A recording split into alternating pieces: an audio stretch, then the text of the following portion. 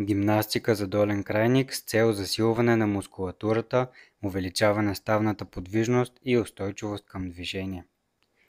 Разтягаме пръстите на ходилата за 30 до 60 секунди с босо ходило или само по чорап. Облягаме се към стената, петите остават стъпили, повдигаме останалата част на ходилото за 30 повторения. Регулираме трудността с разстоянието между стената и петите. Повдигаме петите, като можем да използваме стол или стена само за равновесие, без да отнемаме от тежестта на тялото за 20 повторения. При повдигане завъртаме петите навътре за полуповторение, след което връщаме в начална позиция. При тази маневра се стремим тежестта на тялото да пада към възглавничката пред палеца, като основна опорна точка. По-трудният вариант е на един крак, където наистина можем да изчистим слабостта и дисбаланса, като наблегнем на едната страна. Отвеждане на предната част на ходилото изпълняваме от стоеж за 20 повторения. Търкаляме ходилата от единия свод към другия за допълнителна подвижност и устойчивост към натоварване в ходилата, глезените и коленете за 1 минута. Разтягаме мускулите от задната страна на бедрата, може да се изпълни по редица различни начини, като тук съм решила да работим по-отделно за всяка страна и от позиция тилен лег. Така се улесняваме да спазваме правилна позиция на гръбначния стълб, без прегърване напред, разбира се. Стремим се колянната става да е възможно най-разгъната и си помагаме с дълга кърпа, въже или друго, за да издърпаме крака към тялото. Ако усещате повече разтягане в подбедрицата и конкретно прасеца или ахилесовото сухожилие, преместете кърпата, с която си помагате надолу към петата, така че да може пръстите ви да сочат нагоре и да изключите глезената става от разтягането. Клекове с повдигнати пети за трениране на бедрената мускулатура и увеличаване на устойчивостта в колянната става към натоварване.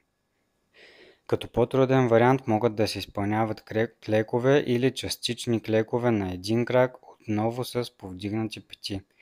Всичко от 5 до 30 повторения е подходящо, стига да има добро натоварване от варианта, който сте избрали. Можем да изпълняваме с изпънати ръце напред, но ако ги кръстосваме пред гърдите, преместваме центъра на тежестта за още по-добро ангажиране на бедрената мускулатура. Напади, които изпълняваме отново с акцент върху колянна става и разтягане на същоположните сгъвачи на таза. Едно хубаво комплексно упражнение, което може да правите по-лесно, като повдигнете предния крак за отнемане на част от тежестта към него или като си помагате с ръцете, така че да се държите за улесняване на равновесието. 10 повторения от всяка страна. Добро утро от седеж представлява наклон на туловището напред между разтворени колене, като движението идва основно от зоната на таза и се стремим през цялото време да запазим гръбначния стълб като цяло и най-вече пояса в неутрална позиция и физиологичните му извивки, без да се прегърбваме напред. Може да усетите също добро разтягане на аддукторите от вътрешната страна на бедрата при достигане на по-дълбок наклон напред. 20 повторения или 1 минута, ако наблягате на долната половина за повече разтягане.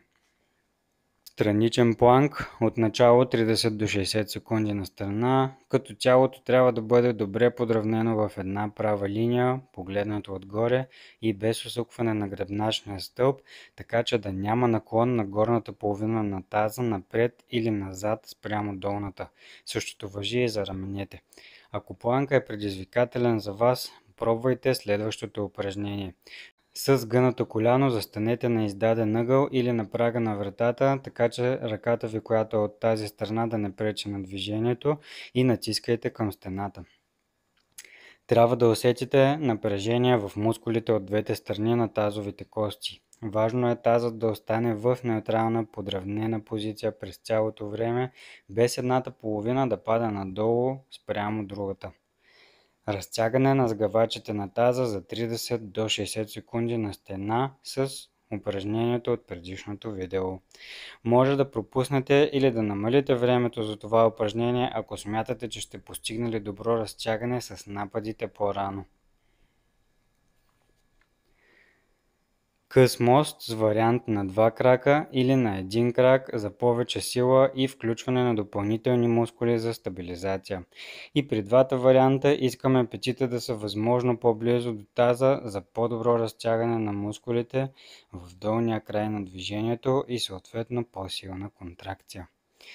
Също стремете се да натискате с пръстите и даже по-скоро с възглавничките пред пръстите надолу към земята, а не толкова или въобще не с петите. 20 повторения или 2 по 10 от всяка страна. Следващото упражнение е подобно, но раменете ни са повдигнати на стол или друго, така че да пада повече тежест към долния крайник и да може по-добре да разтегнем седалищните мускули в долната позиция.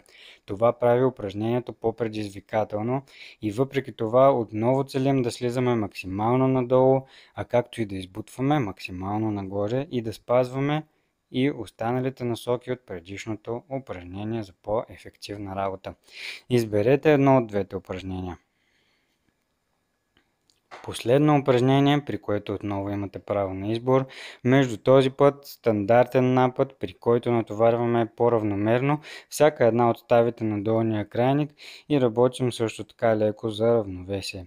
За 10 повторения от всяка страна или румънска тяга на един крак за по-голямо натоварване в тазобедрените стави, увеличена нужда от стабилизация от към глезените стави, плюс допълнителния елемент на координация и равновесие за цялото тяло отново за 10 повторения от всяка страна.